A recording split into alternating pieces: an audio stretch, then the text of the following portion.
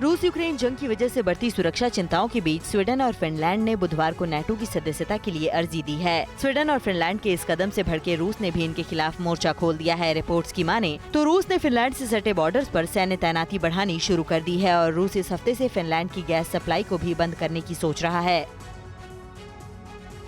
Finland Sweden के NATO में शामिल होने के आवेदन के बाद अमेरिकी राष्ट्रपति जो बाइडेन, स्वीडन की प्रधानमंत्री मैग्डालेना एंडरसन और फिनलैंड के राष्ट्रपति सॉली निनिस्टो से आज व्हाइट हाउस में मुलाकात करेंगे। इस मुलाकात से पहले प्रेसिडेंट बाइडेन की ओर से प्रतिक्रिया सामने आई है, जिसमें कहा गया है कि अमेरिका साझा सुरक्षा खतरों से निपटने के लिए फिनलैंड और स्वीडन के साथ काम करेगा। तुर्की फिनलैंड और स्वीडन के नाटो में एंट्री पर अड़ंगा लगा सकता है। तुर्की के राष्ट्रपति एर्दोआन ने फिनलैंड और स्वीडन को कुर्द आतंकवादियों का समर्थक बताते हुए तुर्की की सुरक्षा के लिए खतरा बताया। एर्दोआन के मुताबिक नाटो का विस्तार तभी सार्थक होगा जब हमारी संवेदनाओं का सम्मान किया जाए। हालांकि स्वीडन के प्रधानमंत्री ने कहा कि वो तुर्की के साथ काम करने के लिए तैयार हैं। फिनलैंड और स्वीडन को लेकर तुर्की के ऐतराज पर अमेरिकी विदेश मंत्री एंटनी ब्लिंकन ने पत्रकारों के सवाल का जवाब देने से इनकार कर दिया। यहाँ अमेरिकी विदेश मंत्री कुछ भी बोलने से बचते दिखे। हालांकि उन्होंने फिनलैंड और स्वीडन के नाटो आवेदन को लेकर ट्वीट करके कहा कि वो नाटो के 31वें और 32वें सहयोगी के रूप में उनका स्वागत करने के लिए उत्सुक हैं। नाटो में शामिल होने के आवेदन के बाद स्वीडन के रक्षा मंत्री अमेरिकी रक्षा मंत्री के साथ बातचीत के लिए पेंटागन पहुंचे। इस मौके पर अमेरिकी रक्षा मंत्री लॉयड ऑस्टिन ने कहा कि अगर स्वीडन नाटो में शामिल होता है तो ये गठबंधन को खुद का बचाव करने में बेहतर बना देगा। ऑस्टिन ने कहा कि अमेरिका नाटो सदस्यता के लिए स्वीडन के आवेदन का पुरजोर समर्थन करता है।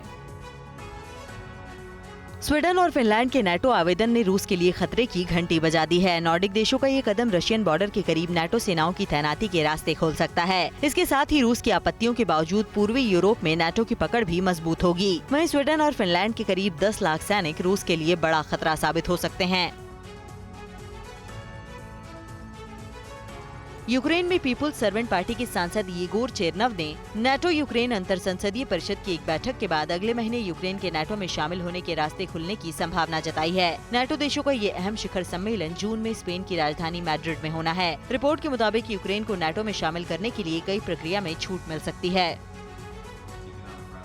दुनिया भर में बढ़ रहे खाद्य सुरक्षा संकट के लिए अमेरिकी विदेश मंत्री एंटनी ब्लिंकन ने रूस को जिम्मेदार ठहराया है और हालात से निपटने के लिए उन्होंने अगले 2 दिनों में संयुक्त राष्ट्र सहित न्यूयॉर्क में बैठक बुलाई है। ब्लिंकन ने विश्व बैंक की रिपोर्ट का हवाला देते हुए कहा कि यूक्रेन पर रूसी हमले की वजह से दुनिया भर में अतिरिक्त 4 करोड़ लोगों के लिए खाने पीने का संकट बढ़ सकता है।